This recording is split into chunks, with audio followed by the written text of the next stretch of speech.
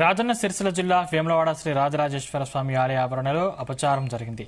Christmas శుభాకాంక్షలతో కూడిన ఆహార ప్యాకెట్లను కొంతమంది గుర్తింపు పంపిణీ చేశారు.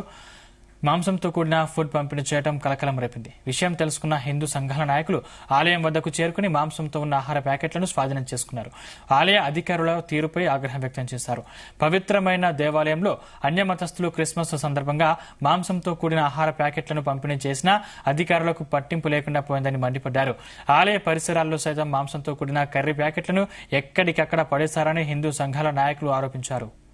ఇక్కడనే మనసుకో ప్యాకెట్ని ఇప్పుడు ఇప్పించిన ఒక ప్యాకెట్ ఇప్పిస్తే చికెన్ ముక్కల్ని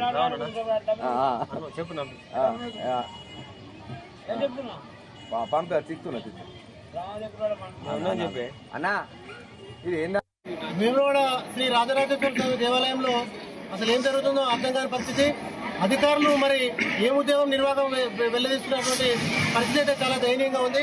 ఈ రోజు క్రిస్మస్ పేరు మీద మరి అన్ని మతస్థులు మరి హిందూ దేవాలయం పవిత్ర దేవాలయంలో మరి చికెన్ తో కూడిన భోజనాలు మరి వంట చేయించి ఇక్కడ స్వయాన లడ్డు కౌంటర్ దగ్గర దేవాలయ ప్రాంగణంలో తీసుకొచ్చి భక్తులకు పంపిణీ చేస్తున్నా కూడా కనీసం సెక్యూరిటీ సిబ్బంది కానీ ఆలయ సిబ్బంది కానీ ఒక్కరు కూడా దాన్ని పట్టించుకున్న పాపనవ్వలేదు. మరి ఈ దేవాలయ పవిత్రను దెబ్బేయడానికి ఎందుకు ఇంత ప్రయత్నం చేస్తున్నారో అసలు అర్థం కావట్లేదు. ఈ ఉద్యోగుల యొక్క తీరు మరి కేవలం ఉద్యోగం చేసి జీతాలు తీసుకోవడానికైనా లేకుంటే స్వామివారి యొక్క ప్రతిష్టాన్ని స్వామివారి యొక్క పవిత్రతను కాపాడడానికి మరి మీరు చేస్తున్నటువంటి సేవలు మరి మాకైతే అర్థం కాని పరిస్థితి. స్వయాన మరి ఒక అన్యమత ప్రచారం జరుగుతూ నాన్ వెజ్ తో కూడిన వంటలు ఇక్కడ మరి భక్తులకు పంచేటువంటి ప్రయత్నం, ఇటువంటి సిగ్గుమాలిన చర్యలు జరుగుతూ ఉన్నా దేవాలయ అధికారుల నిర్లక్ష్యం.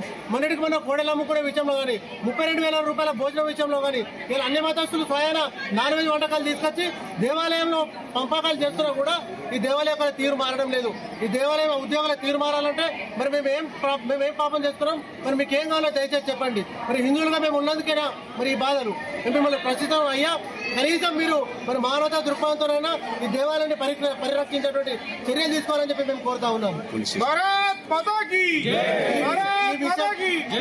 ఈ విషయం మీద మేము ఎట్టి పరిస్థితుల్లో మరి ముందుకు వెళ్ళడం జరుగుతుంది. దీని ఎట్టి పరిస్థితుల్లో పోలీస్ స్టేషన్లో ఫిర్యాదు చేయడం జరుగుతుంది. సంబంధిత అధికారులు కానీ మరి ఇక్కడ ఉన్నటువంటి ఉద్యోగులు కానీ దీనిపై సమాధానం చెప్పాలని చెప్పి మేము కోరుతా ఉన్నాము.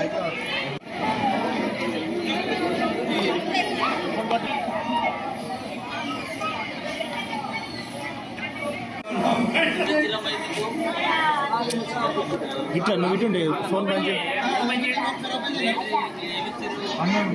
అది ప్యాకెట్ అది ఓపెన్ అది అక్కడ పెట్టి ఓపెన్ చేయాలి.